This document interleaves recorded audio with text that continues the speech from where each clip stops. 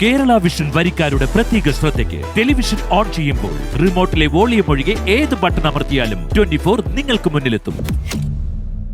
ചോദ്യപേപ്പർ ചോർന്ന കാര്യത്തിൽ ക്രൈംബ്രാഞ്ച് അന്വേഷണത്തിന് പുറമെ വിദ്യാഭ്യാസ വകുപ്പും അന്വേഷിക്കുമെന്ന് വന്നിരിക്കുന്നു. പരീക്ഷാ നടത്തിപ്പിൽ പോരായ്മകളുണ്ടെങ്കിൽ പരിഹരിക്കും. വിദ്യാഭ്യാസ വകുപ്പ് മന്ത്രിയുടെ നേതൃത്വത്തിൽ ചേർന്ന ഉന്നതതല യോഗത്തിലാണ് ഇന്ന് വൈകുന്നേരം ഈ തീരുമാനമെടുത്തത്. പൊതുവിദ്യാഭ്യാസ വകുപ്പ് നൽകിയ പരാതിയിൽ ക്രൈംബ്രാഞ്ചിൻ്റെ അന്വേഷണം പ്രഖ്യാപിച്ചു കഴിഞ്ഞു. ആരോപണം നേരിടുന്ന MS സൊല്യൂഷൻസ് യൂട്യൂബ് ചാനൽ താൽക്കാലികമായി പ്രവർത്തനം അവസാനിപ്പിച്ചു.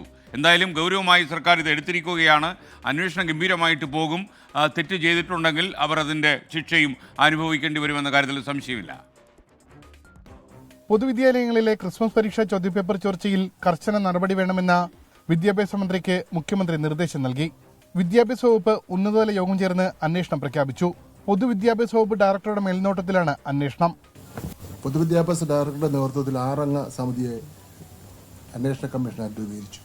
1 മാസത്തിനകം അവർ അതിൻ്റെ റിപ്പോർട്ട് സമർപ്പിക്കും. അതോടൊപ്പം തന്നെ പോലീസിൻ്റെ നേതൃത്വത്തിലുള്ള അന്വേഷണവും നടക്കും. MS സൊല്യൂഷൻസ് എന്ന് പറയുന്ന കൊടുവള്ളിയിലെ യൂട്യൂബ് ചാനലിന് സകല മര്യാദയുടെ അതിരുകളും ലംഘിച്ചിരിക്കുകയാണ്. MS സൊല്യൂഷനെതിരായ റിപ്പോർട്ടിൽ വിരമിച്ച ഒരു അധ്യാപകനെതിരെ പരാമർശമുണ്ടായിരുന്നുവെന്ന് പൊതുവിദ്യാഭ്യാസ വകുപ്പ് ഡയറക്ടർ. ക്രൈംബ്രാഞ്ച് മേധാവി H. വെങ്കടേഷിന്റെ മേൽനോട്ടത്തിലാകും ക്രൈംബ്രാഞ്ച് അന്വേഷണം. സംഭവത്തിൽ ആരോപണം നേരിടുന്ന MS സൊല്യൂഷൻ യൂട്യൂബ് ചാനൽ താൽക്കാലികമായി പ്രവർത്തനം അവസാനിപ്പിച്ചു. അന്വേഷണവുമായി സഹകരിക്കുമെന്നും പരസ്യ പ്രതികരണത്തിനില്ല എന്നും CEO ഷുഹൈബ്. ഞങ്ങൾ എന്തായാലും സർക്കാരിനോട് സഹകരിക്കാൻ റെഡിയാണ് എന്ന് തന്നെയാണ് എൻ്റെ ഡയറക്ടേഴ്സും പറഞ്ഞിരിക്കുന്നത്.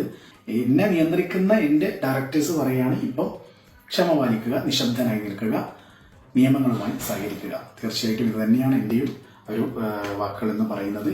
സംഭവത്തിൽ പ്രതിഷേധിച്ച് പാലക്കാട് DE ഓഫീസിലേക്ക് KSU നടത്തിയ മാർച്ചിൽ നേരിയ സംഘർഷമുണ്ടായി.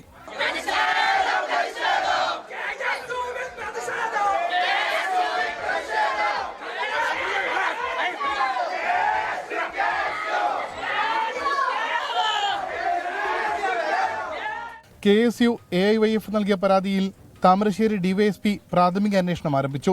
24 തിരുവനന്തപുരം.